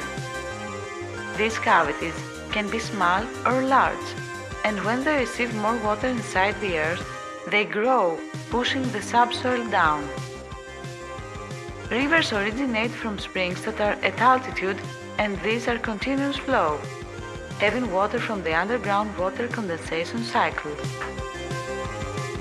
Many rivers become underground at intervals, and they are swallowed by the earth while then flown again outside the ground to another point. There are also many underground rivers that flow inside a mountain underground to another place where they become rivers on the surface of the earth.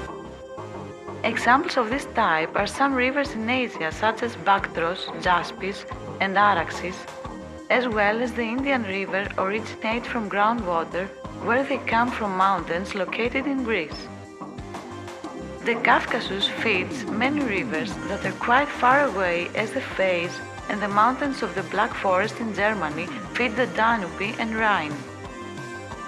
So we see that just as there are rivers on the surface of the earth, in the same way there are underground rivers inside the earth that can go very far. A prerequisite is the altitude, since there the underground water cycle works, making the rocks of the mountains like a sponge, gushing the water that produced underground.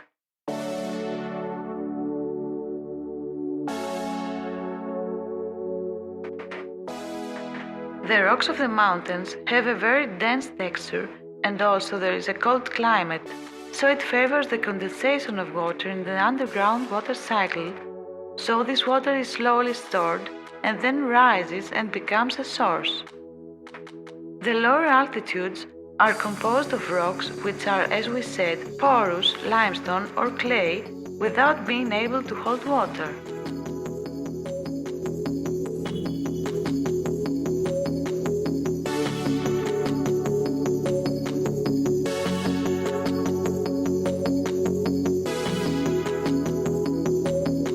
Inflow lakes.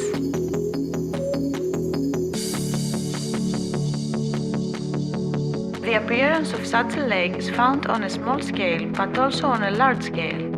An example of such a lake is the Caspian Sea, where many rivers flow but at the same time the level does not rise and there is no outflow on the surface. Also, the Caspian Sea is not connected to a single and continuous sea.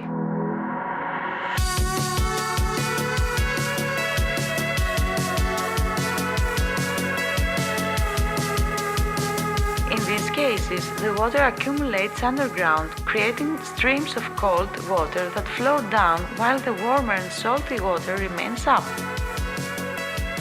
The water is stored below the surrounding area underground, around the greater depth of the lake.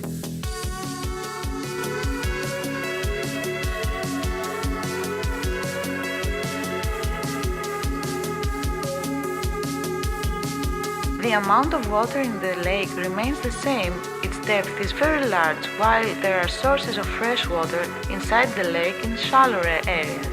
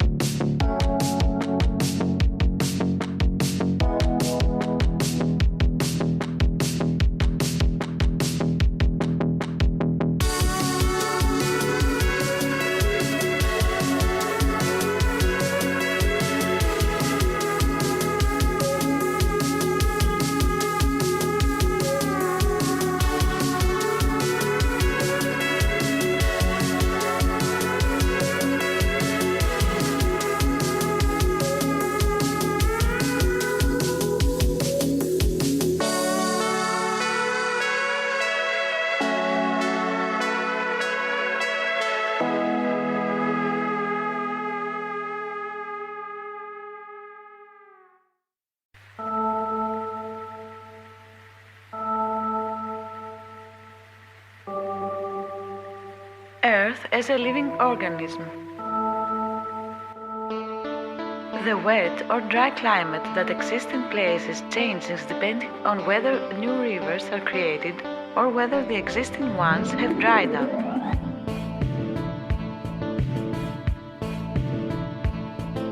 Apart from the rivers, the sea is also changing. Areas that are sea were dry, and areas that are land were once sea. This phenomenon follows a regular periodicity. This is because there is a basic principle followed with which the interior of the earth functions, works in a similar way as the plants or animals.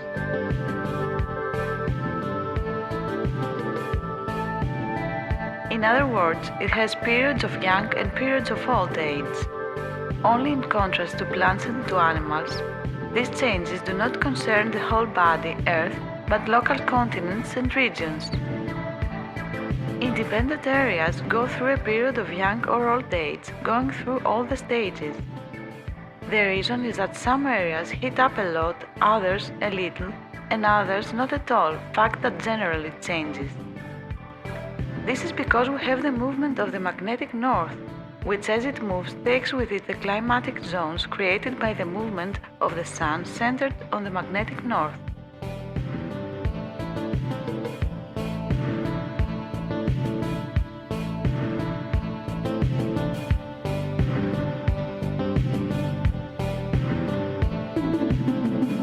So each part of the earth has a different dynamic in terms of how old or young it is. For example, we have the aging of an area during its drying, since it entered a warmer climate zone due to the movement of the magnetic north. Also, as rivers are lost and new rivers are created, the shores of the seas are shifting. Lakes and water areas are transformed into marshy areas, which in turn are turned into fertile valleys and then into dry areas.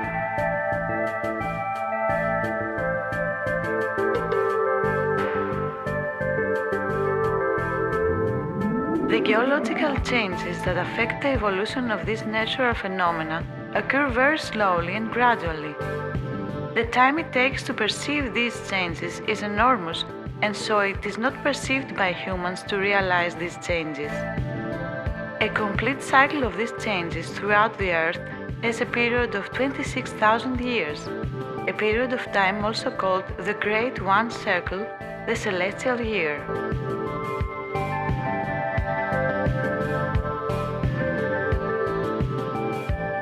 During this time, the magnetic north makes a complete rotation, carrying with it the climatic zones, creating in different parts of the Earth different soil dynamics in terms of youth or aging, because the geology of individual soils is affected by those of climate change. To think about how gradually these changes take place is enough to think about the time it takes the whole process for a complete cycle.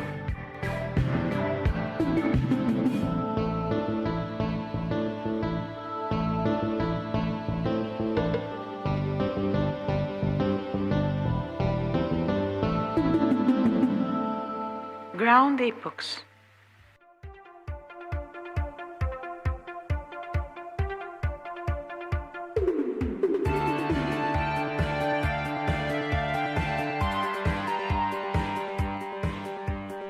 As the magnetic north moves and takes with it the climatic zones, it creates seasons for the soils all over the earth. So there are areas where at the moment they have soil season in spring, summer, autumn and winter. What season each ground will have has to do with whether the magnetic north passed through there or whether it is going to pass in the future. Also, at what distance is it from the circle where the magnetic north turns. Ground epochs are making every ground different, and they are repeated every 26,000 years for the same place. So, each place has its own different soil season. Glaciers and floods do not occur in the same places because the magnetic north is moving, making the big cycle, taking with it the climate zones. Floods and glaciers last a long time for one place in the big winter of the ground epochs, and feed the soils to become sources in the future when this ground beans spring around epoch and weather conditions become good again. Also, it is not possible for an area to have the same presence of the liquid element for a long time. In conclusion, these geological changes, after a long time, change all the areas from land to sea and vice versa throughout the Earth. Thus, its ground goes through all its seasons and situations, making the terrain of Earth changing at a very slow speed. We live in a bigger world with hidden continents. Some of them have a good climate for living and some others do not. Climate conditions are changing because of the motion of the magnetic north that takes with it all the climate zones.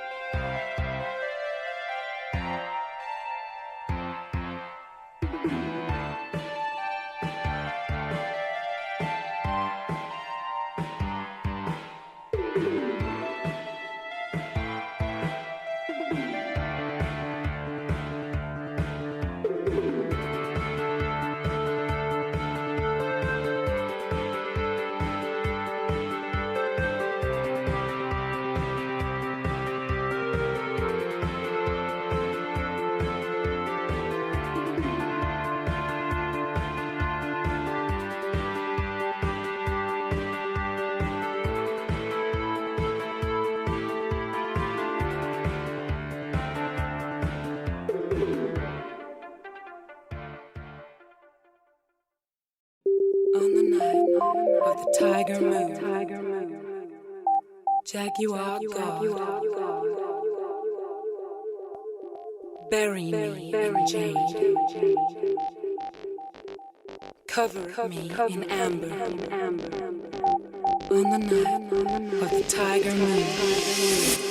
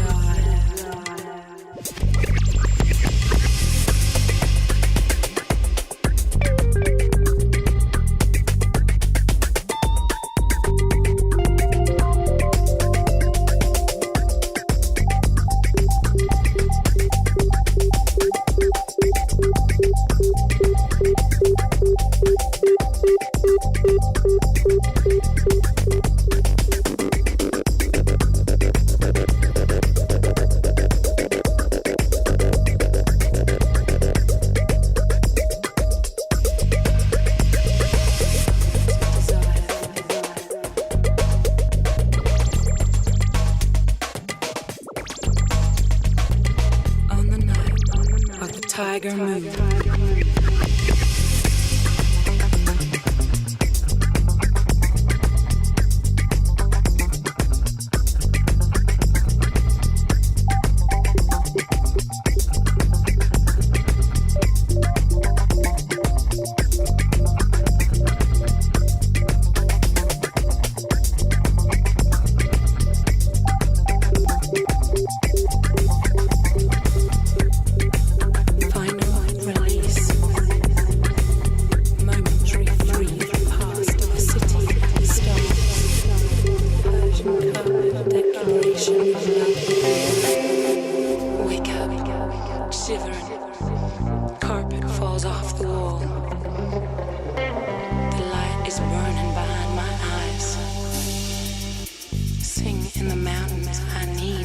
fresh air.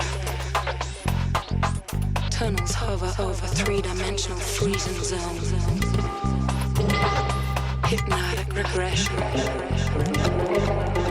The cult of resurrection.